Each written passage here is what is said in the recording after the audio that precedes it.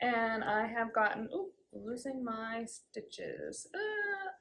Quick, pick them up. Run away. Does that ever scare you when that happens? Yeah, this yarn's pretty sticky. It's not going anywhere. There we go. All saved.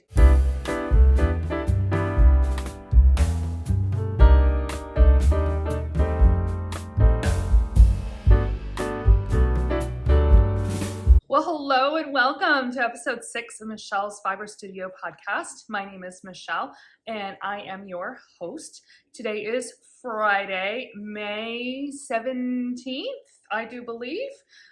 It is a beautiful, beautiful sunny day here in Maine.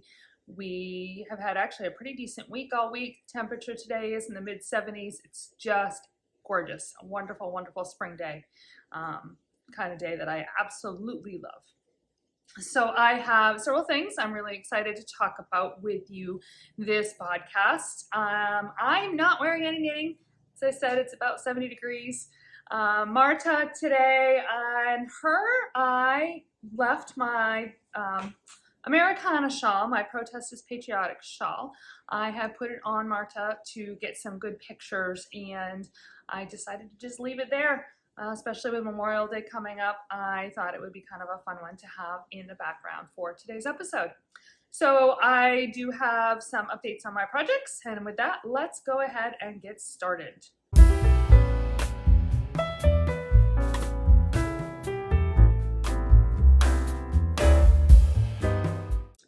I don't have anything on my blocking board today, so we're gonna go straight into on my project bag.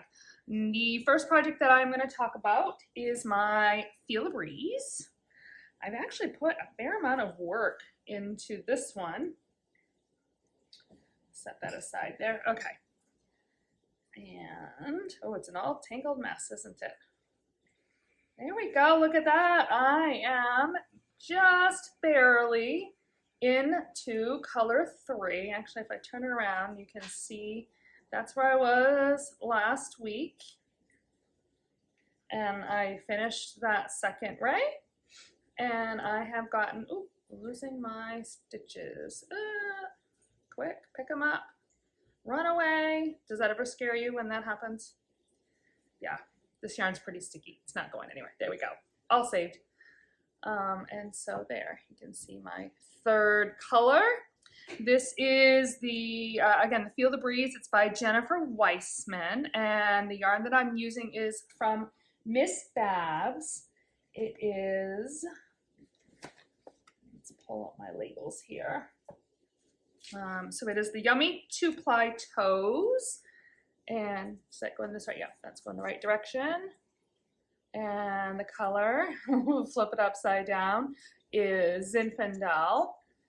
And what I actually learned to do with this particular project is to tape a little piece of the yarn, which I thought my mom actually gave me that idea. I thought it was a brilliant idea, because when you get a gradient set or a set that comes, a little kit that comes with like 5 or 6, 7 different colors, and then you take the tags off to wind them up, it can be really hard to know which color is which. So just taping that little piece of yarn is an easy way to keep track of what color is what without having to actually keep the label attached to the ball, because we all know that's basically impossible. So you can see all of my colors here like that. And then the main color is this one here. It's the Tempo. But they're all the Yummy 2-ply. This is a kit that I got back in February. It is the Adventures, Island Adventures Club, and this was the first project. So I am moving along, and I'm quite pleased with that. It takes me, it seems like, at least in my current pace, I'm doing about a ray a week, and there are a total of, well, there's 6 colors, but then the last ray is done in the Tempo, so I guess there would be 7 rays total. So at this rate, I have, what, 5 more weeks worth of knitting to keep going at this pace. I think I can handle that. It puts it about by the end of June. So yeah, I don't mind the pace. I don't want to push super hard because I'm enjoying my other projects as well. So that works. So that is my Feel the Breeze. set this one aside and get out my next project, which is my Ameyo. This is making its gradual progress as well. See where I'm at here. Not a ton of progress. It's probably I don't know, four rows, maybe 5 rows. But again, it's moving along, and I've talked a lot about this project and how I am enjoying it. Again, this is the back with the mohair. That is the primary color, and then the front, or the right side, I suppose. Or I don't know if I can actually, technically, can I call it the right side? It's the side with the fingering weight that stands out for the knit stitches. So let's talk about the yarn. Again, this is Hot Knit or Haute Knit yarns right here, and this is the fingering weight is the Jimmy Sock in Summer Clover. And then my other yarn is also by Haute Knit Yarns, right here. And it is the Abigail Mohair Lace, and the colorway name is 38. So that is what I am making this project out of. I'm hoping to, I'll talk a little bit more, but I'm hoping to have an opportunity to make some pretty good progress on this in the next week or so. I have a little bit of travel coming up. So, all right, the next project is my Musselburgh hat. And this is my school project. I have it in my little project bag that I made myself with my carabiner, so I can clip it right to my belt. Works really, really well, actually. So let's check out this week's progress, shall we? All right. I was actually looking at it at the end of the day today. Where's my, there we go, look at that. I got all this done. That's what, almost 2 inches. Now let's move that, there we go. That is a really good chunk of knitting that I got done this week. I'm really, really pleased with it.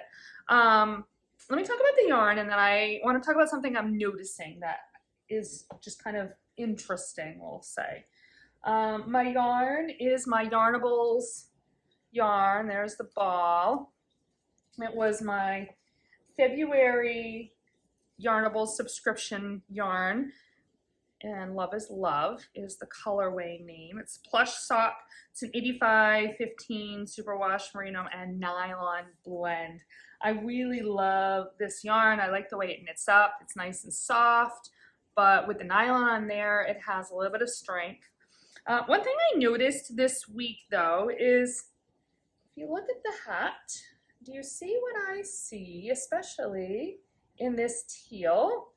But it actually kind of is popping up in a couple of other spots as well. In the blue there, do you see the pooling that's going on? Again, in the dark blue there, I don't know why it's doing that all of a sudden. Because here's the whole hat. Like, my stitch count has not changed since up there. So why all of a sudden this pooling is occurring is really beyond me. I've decided I'm not going to worry about it. If I really don't like it, I will make it the inside of the hat, although, and I can't try it on because I can set it on my head, but I've got it on my 16-inch circulars, so the circumference is really teeny. Although this probably is roughly halfway, so it wouldn't surprise me if this actually ends up being part of the brim when I fold it up. I bet that's about where it's going to land, actually. So I don't know. I don't know why it's doing that. It seems to be shifting. I was noticing today at the end of the day as I was knitting. I was noticing it mostly, obviously, with this aqua because it really kind of stands out. And it's starting to shift a little bit. But I can't tell if it's just like moving over or if it's actually breaking up. So we'll just keep plugging along and see what happens. I guess if I get to a point where it starts to bother me and it's just continuing and not stopping, I can always break the yarn and yank out a few yards and then try again. So, but I kind of don't really feel like doing that. So we'll see what happens. But I thought that was really interesting. So that's my Musselburgh hat. We have about 3.5 weeks left of school. I'm not sure if I'm actually going to finish this. And quite honestly, if I don't finish it before the end of the school year, it might just get set aside because I don't need a hat, right, until next winter. Anyway, so it might just wait for the start of the school year or just be something that I can grab if I'm finding myself in a position where I need some quick and easy knitting, then it'll be accessible. But you know, we got a few weeks yet. We'll see how far I get and where that lands. So that is my Musselburgh. So let's move on to the last project I want to talk about, which is my Boxy. So here we go. And if it looks to you like it looks pretty much the same as it did last week, that's because it probably looks pretty much the same as it did last week. Which is deceiving because I have a really long story to tell you about this project. Yeah, this one gave me fits this week. So I was knitting along. We on Saturday, we went north to visit some friends and we were gone a good chunk of the day. I had a 2-hour drive there and 2-hour drive back, and then we were like 5 hours visiting with them. So this was the project that I brought. So I figured, great, I'm in straight stockinette stitch knitting, knit, round and round and round. This is gonna be great while we're driving, while we're eating, while we're visiting. And I'm knitting away, and I was just feeling like the gauge was coming out really, really tight. Let me actually, you know what, let me talk about the yarn before I go too much further in my story. So the yarn that I'm using is Wonderland Yarns. It is their Mad Hatter yarn in Jub Jub Bird. I still haven't looked up what a Jub Jub Bird is. I'm thinking it's an Alice in Wonderland reference. And I did make my confession that I have never watched Alice in Wonderland, so I'm going to have to Google it, though, and I just haven't gotten around to it. It's also color number 27, if you care. But it's a fun, beautiful magenta color. So anyway, back to my story. I was knitting along on it, and I'm like, man, this gauge just feels really tight, and I'm really worried that it's going to be coming out too stiff. And I kept knitting, and I just kept knitting because that was in front of me, but my gut was telling me that I needed to do something to check into it. So after Mother's Day, so on Monday, I laid it out, and I measured my gauge. And when I did my gauge swatch, if you recall, in fact, I still have my gauge swatch here. I had my 3 different swatches with my different gauges that I washed and I blocked and all of that. This is the size 3 swatch right up at the top. And my gauge was 21 stitches over 4 inches blocked. Well, when I measured my gauge on what I was knitting here, it was coming out to 21 stitches unblocked. And so I was a little worried what would happen when I blocked it. So I took the needles out and blocked it, washed it, and soaked it, and then pinned. I actually pinned a section because it was kind of doing the whole curly thing that it's doing. Pinned it out on my blocking board, and then came back and measured it, and it relaxed a lot. So it no longer looked like stiff, like the tight stiffness that it had. It bloomed and it relaxed, but it was no longer 21 stitches to 4 inches. It was 18 stitches to 4 inches. And when I measured it, it was going to come out to be 76 inches around. And for my size, I was shooting for about 66 stitches around, or 64 stitches around. I think 64 stitches around is the smallest size I was trying to hit in between the smallest and like the next size up. So, because I had already decreased my stitch count to account for the fact that my gauge and the pattern gauge was still already very different. The pattern gauge is at 23 stitches to 4 inches. So I have this big old monster of knitting here, and I wasn't all lost. I'm like, okay, what am I gonna do? So I put it around me as best I could. I had about 3 or 4 inches knit, put it around me, and just decided how big do I want it? Where this gives me a really good indicator of where it's gonna be. So I spent about 20 minutes or so probably putting it on and taking it off and measuring and then trying it again and measuring, and I decided to try to come up with something that was going to be about 60 inches around. I was always a little worried that the oversizedness of it was going to be more oversized than I would really like anyway. So that's what I decided to do. So yes, I had to rip it out entirely. My original thought process before I blocked it and measured it is that I would just rip down to the ribbing. Remember, there's about 3 rows of ribbing. So my original plan was to just rip down at the ribbing and go up a needle size. But when it grew so much when I blocked it, I decided to stay with the needles that I was using and then just decrease my stitches. And this time I ended up decreasing it by 100 stitches. That's a lot fewer stitches than the pattern calls for, but that's what I'm working at the moment. My current plan is to knit 3 or 4 inches or so and then block it again. I get it onto something bigger. I actually went down a circular needle size. I think I'm on a 24 now, where I was on a 36 before. But once I get like 3 or 4 inches done, I'm gonna block it again and check to see if it grows the same way that my original swatch did, or my original try did, and then take it from there. I have a couple of thoughts as to why this happened. First of all, when I knit my original swatch, I only knit it back and forth, and this is knit in the round. And when you are doing in the round, many times your gauge changes because you're not purling. Because for most people, their knit gauge and their purl gauge are a little bit different. And so if you are knitting in the round, you really should be swatching in the round. And if you're knitting flat, then you should be swatching flat. And I didn't do that. So that's my own fault.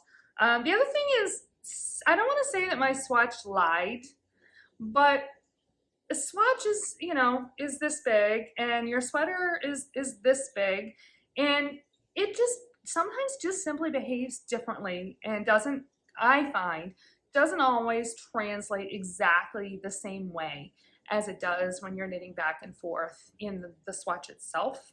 I think it's just you hold things a little differently when you're actually working on the full piece. You relax into it a little differently, and you just sometimes just end up with a different gauge.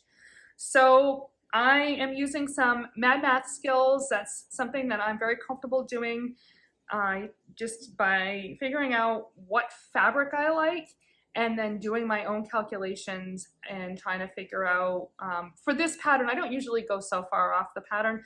Usually what I'll do is I'll find my gauge, and then I will figure out how many stitches I need to be doing to make the size that I want, and then I will look at the pattern and find the size that most closely matches that number of stitches. And that's something I can certainly, if anyone has any interest in me kind of doing a little more detailed breakdown of that, I'm very happy to do that. Just leave me a comment, and maybe I can do a video on that sometime. But anyway, I've never gone so far off script. 100 stitches less is a whole heck of a lot less stitches, but it's boxy, and as the name implies, it is a boxy sweater. So it's pretty much just a straight up. And like I indicated or mentioned last week, the size difference. So you have one set of cast on stitches for the first size, and then the next 3 sizes all have the exact same stitch count. And then the 3 sizes after that all have the exact same stitch count. So I feel like I have some play there. And again, I am gonna block it and try it on to the best that I can once I get like 4 or 5 rows done, 4 or 5 inches done, rather, to get a better sense of where that's going before I do all of the 16 inches up to the arm split. So I think, let me see, I think that, yeah, that pretty much covers what I wanted to talk about with Boxy. Hopefully next time I podcast, I'll have a little bit more to say on this one, and I will have actually gotten a little further along in this process.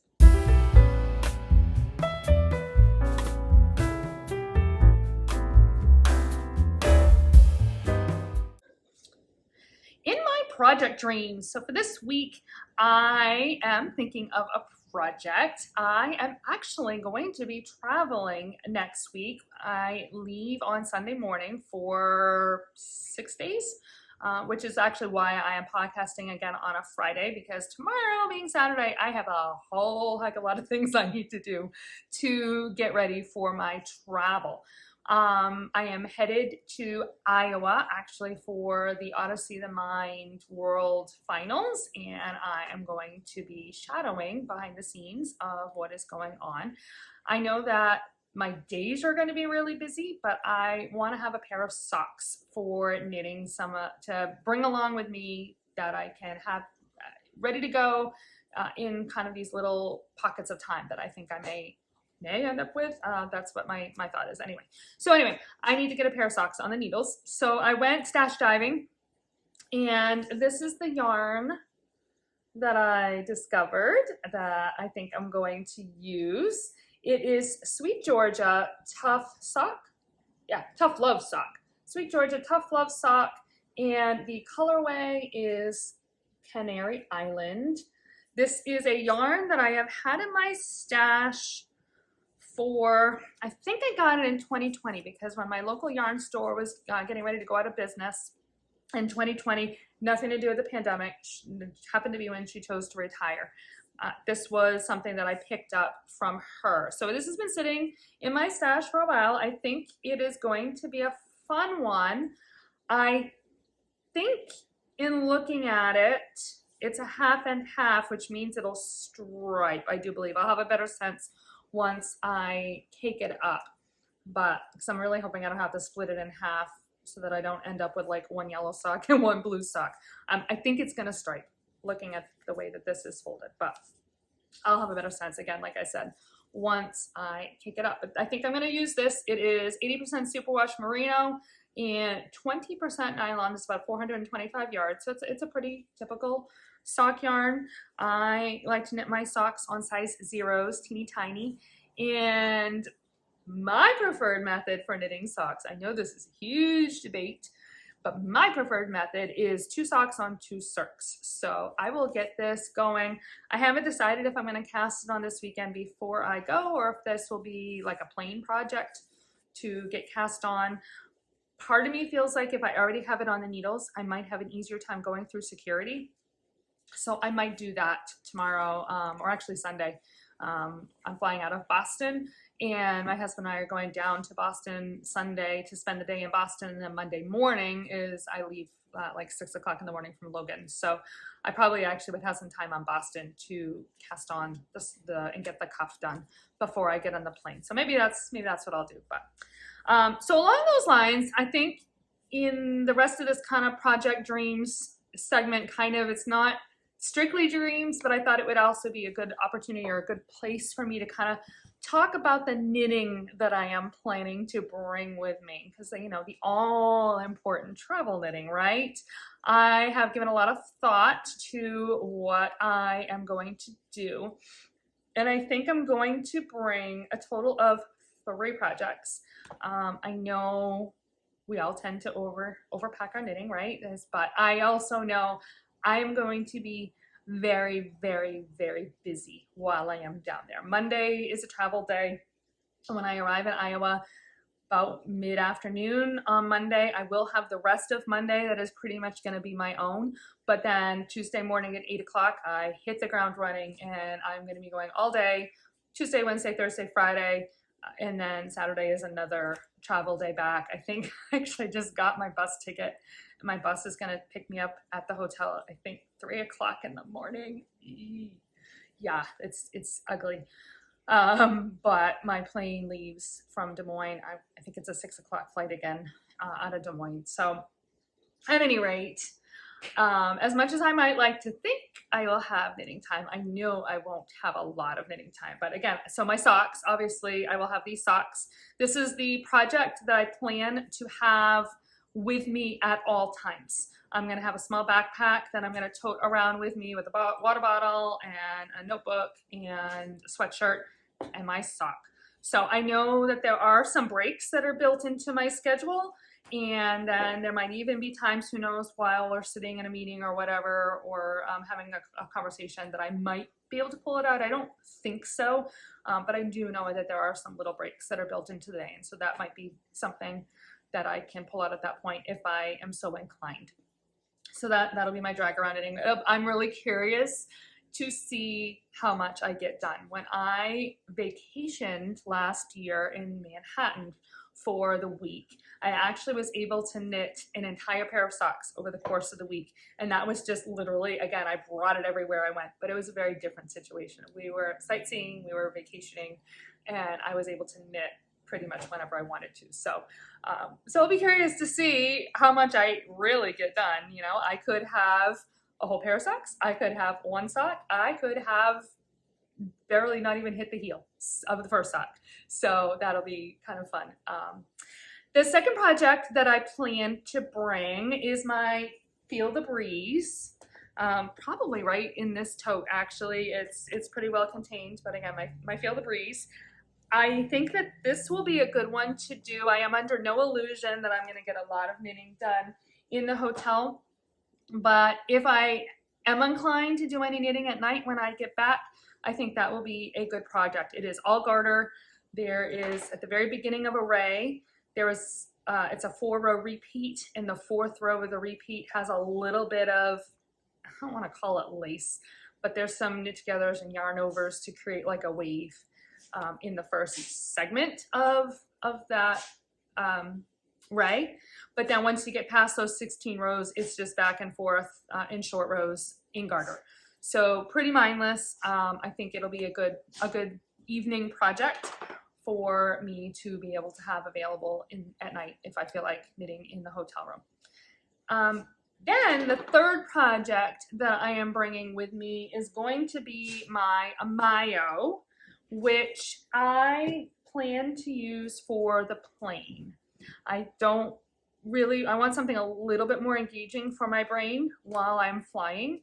And I think it's going to be a really great opportunity for me to put maybe a good chunk of knitting on my Ameyo, actually, because my flights, I don't remember how long my flights are. I leave Boston at 6, and I want to say that I have one layover, but my layovers aren't terribly long. But I want to say I land in Des Moines around 12:30, 12 o'clock, and then my bus picks me up at 1. Yeah, I think I land at noon. So whatever that works out to, 2 or 3 hour flights, I guess. So that's a pretty good chunk, and I'm hoping I can get, a fair bit done, but that'll be a little bit more engaging for my brain than just simple garter stitch. So those are the 3 projects. Those are the reasons that I have chosen those projects. We'll see if it actually works out in the way that my brain is envisioning it.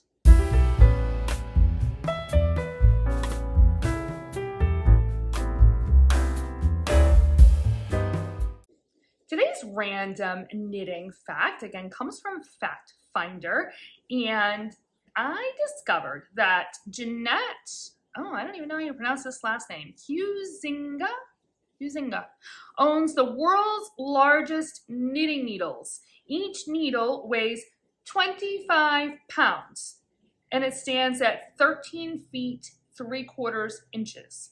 Huizinga had to knit a 10 by 10 square with the massive needles to qualify for the title. I cannot even imagine, but it kind of caught my eye since I'm planning on flying, and we all know the travel restrictions that get put on luggage. You definitely would not be bringing those needles as a carry-on. Probably not even packing them in your checked bag. 25 pounds. How would you even do that? Like 13 feet, you have to stand on a ladder. Like, I'm 5 feet tall. I cannot imagine knitting on a 13-foot needle. That's just crazy. Why would you want to do that anyway? And then what did she do with her 10 by 10 swatch? And I wonder what size they were, right? Were they like tree trunk size, or were they like size 4 and or 3¼ millimeters, right? Really long, skinny needles, and then you just knit some lace. I don't know. 25 pounds though. They must have been a fairly good diameter, I would imagine, to be 25 pounds and 13 feet tall. That's gonna add some weight to it, isn't it? Anyway, I just totally went off the rails on that as I thought about the implications of having such large knitting needles. Yeah, there you have it. Large knitting needles. That's your fact for today.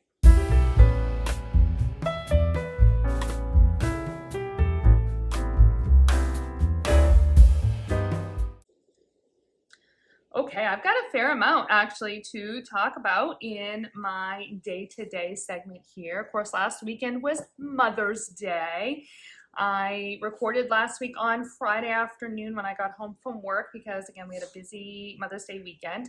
So Friday night, we actually drove to visit my mother-in-law and visited with her because we knew that the weekend was going to be busy, and we wanted, of course, to make sure we got a visit in with her, and that was a lovely visit. It was just my husband and I. Sometimes my sons join us, but one son was working and the other son opted to stay home since it was at the end of a work day and he was a little tired. So we left the dogs home as well too, which was also kind of nice, I have to confess. They usually do tend to go with us, but that was kind of nice to just not have to deal with them either. So that was Friday night. On Saturday, like I said earlier, we drove up to Bangor, which is a couple of hours north of us, and we visited with some old friends of ours, longtime friends, and we went with a couple of other, so it's a total of 6 of us couples that drove up to visit this other, it was our former pastor actually, who he and his wife retired 3 years ago. Yeah, I think it's 3 years this fall is when he retired. So they moved up to the Bangor area, which is where they are originally from. So we drove up to visit with them. So that was a lot of fun, great fellowship and a good time visiting. I had brought my Boxy and spent a good amount of time knitting on that. And then Mother's Day was on Sunday, and that was a lovely day as well. I had, of course, all 3 of my kids checked in and said hello. Of course, my boys live with me, and my daughter, though, texted me and after church came home, and I had a really nice afternoon, quiet, peaceful, did some knitting, did some relaxing. Did I take a nap? I know I thought about taking a nap. I can't remember if I actually took a nap, but anyway, that was in the afternoon. Then in the evening, my family came over to the house, both of my brothers with their kids, and my mom was here, and we just got pizza, and my sister-in-law had picked up a, oh, come on, it's a cake,